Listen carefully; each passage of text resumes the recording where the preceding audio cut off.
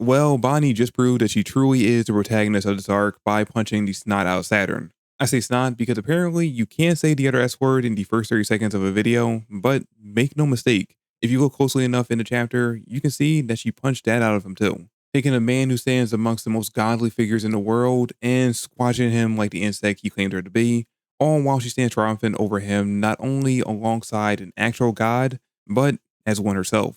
And look, I think we all saw Saturn being taken out by either Luffy or Bonnie as a strong possibility the moment he jumped on board the giant ship. And well, we were right. Though I guess him falling into the ocean was a bit of a surprise, but at the same time, with how broken his healing factor is, how else were they really going to take him out? Because as of right now, not even Conqueror's coded attacks have worked in keeping him or any of the other members of the Gorosei down permanently. In fact, one of them even hurts you when you hit them with it just by standing there. So, as of right now, the only hope they really have left is to rely on the one weakness every Devil Fruit user has: drowning.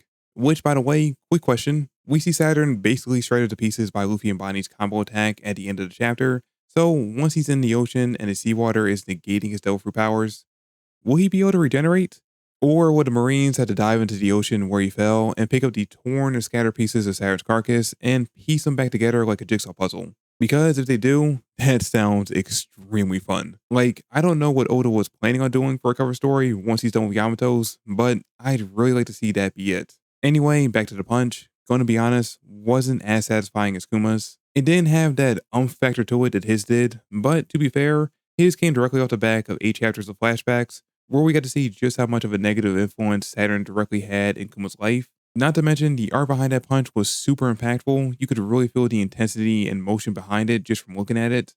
While Bonnie's was a bit more meh, a little too normal in terms of Oda's art style to where it to really have that big of an impact. But all that being said, man, did it feel good to see Bonnie finally land a hit on Saturn. There were two things that her storyline was leading to this entire arc: meeting the real life Nika, which allowed her to regain her belief in the god she spent her whole life trying to emulate, which also led to her achieving her very own Nika form, and punching the life out of an old man, specifically one that was half spider. Let's be honest, regardless of how you feel about Bonnie's Nika form, we've all been waiting for this exact moment to happen. And now that it's here, I am a very, very happy reader. My only complaint though, and I might be the only one who thinks this way, but I really wish Bonnie was the only one hitting him in this scene. Having Luffy not only there, but also the one doing the bulk of the damage lessens the emotional impact of the whole situation.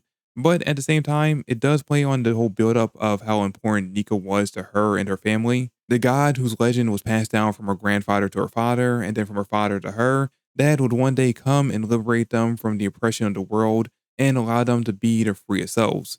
That is exactly what Luffy did for her, and why I can kinda accept him being here in this moment, even if I wish he wasn't. Because otherwise, without all that context, it would definitely feel like he's stealing her thunder. Though you can also look at Luffy stepping in here to help her take down Saturn from the perspective that the two have formed a sort of brother-sister relationship over the course of the arc, which is what Luffy tends to do with the kids he meets on each island. Most notably Momo and Otama, because, he just did it with them in the previous arc. The former who Luffy, just like with Bonnie, encouraged to fight back against the man responsible for his father's death, not expecting them to take him out, but to let them overcome the fear of said man that was keeping them from moving forward. And now that Bonnie has succeeded in doing the damage against Saturn that she failed to do back when the two first met on Egghead, she no longer has to live with the fear of him hanging over her family. Regardless of if Saturn ends up surviving or not, she is now truly free, and nothing he could ever do will change that. And that single panel of Kuma slightly smiling as he watches his daughter punch the life out of the biggest obstacle in both their lives made this entire arc worth it.